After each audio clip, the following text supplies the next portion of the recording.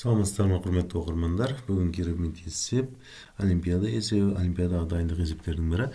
Ол есептер кей кездері теңсіздік түрінде де келеді, теңсіздіктер дәлелдеу формасында да келеді. Бұл есепті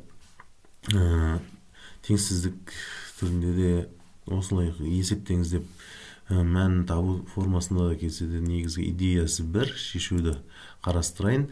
Так, бірінші жалпы формасын анықтайық, жалпы формуласын анықтайық. Енді бізде бөлшектің алдына қарайтын болсақ, 1, 2, 3 деген сияқты натурал сандар болып тұр. Және ол тек бір қадаммен жүріп отыр. Так, сол үшін n-нің алдына ешқандай коэффициент қоспаймыз. n квадрат дегеніміз, n-нің орнына 1-ді қойсақ, біріншісі шығады, n-нің орнына 2-ні қойсақ, екіншісі. Бөлшектің алымы осылай. n квадрат формасында қалады. Алымын бөліміне қарасақ, 1, 3, сосын 5, солай кетіп тұр. Және мұны 3, 5, 7, сол сияқты жалғасып тұр.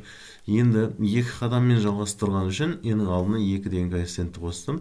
Және олар тақ сан болған үшін -1-ді азайттық. -1-ді қосып тақ сандарды формуласын жаздық. Тақ сандардың формуласымен осы түрлендіру. Егер n-нің орнына 1-ді қоятын болсам, бірінші қосылғыш шығады.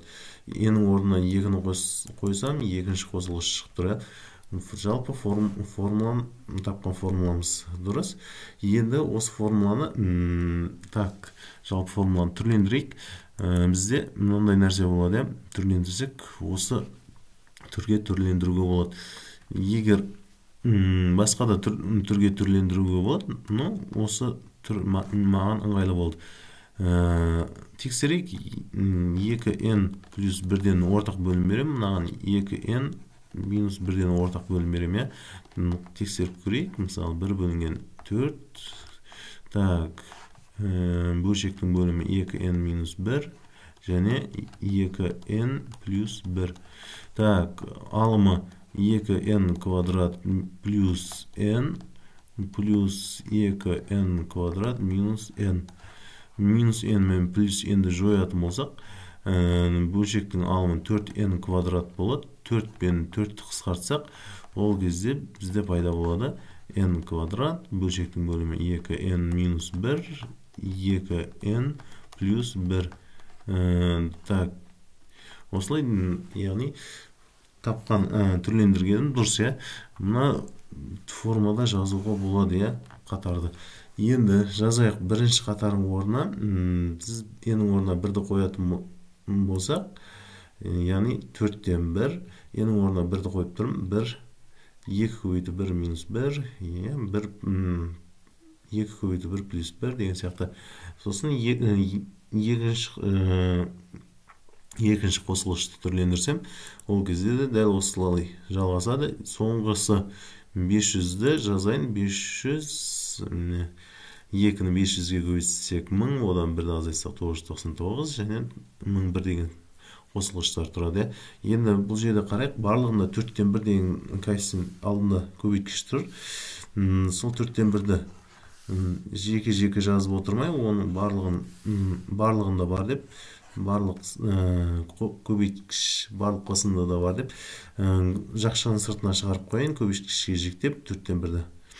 Жалпы жақшаның алдына шығарып, барлығына көбейтіндісін, барлығын қосып шығайын. Енді барлық қосылғышты қосып шығайық. Бірінші қосылғыштан шыққаны, мынадан шыққаны 2-ден 1-ді азайтсақ, 2-ге 1-ді көбейтіп 1-ді азайтсақ 1 шығады. Және мынадан 3-тен 1 шығады. Және кейінгі қосылғыш 3-тен 2, 5-тен 2 осылай жалғасады. 1001-ден 500-ге дейін жалғасады. Осы қатарды енді осы жерден қарасақ, мына екінің қосындысы 1-ге тең екенін көруге болады. Мына екінің қосындысы ол да 1-ге тең. Осылай жалғасады.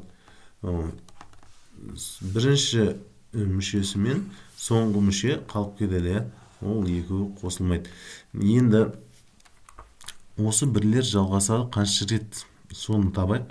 Бірлер жалғасады. Қарасақ, мына жерде байқап қарасақ 500 деп тұр. 500 Так, 500 тұр. 500 болса, значит, бізде бірлер 500 рет қосылып тұр. Мынаның қосындысы, мына бірлердің қосындысы 500 рет қайталанған осы бірлер. Яғни осылардың қосындысы 500-ге тең. Енді мына 4-тен 1-ді 500-ге көбейтейін, және 4-тен 1-ді мына екінші қосылғышқа көбейтейік.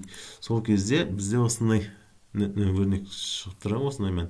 Енді 500 мен 4-ті қысқартсақ 125, және 500 мен 4-ті қысқартсақ 125 бөлінген 1001. Сонымен жауапты жазайық. Жауабымыз 125,1001-ден 125. Тыңдағандарыңызға рахмет. Сабақ ұнаса, сұрақтар болса комментарийді қалдырамыз. Каналға тіркеліп кетіңіздер. Рахмет.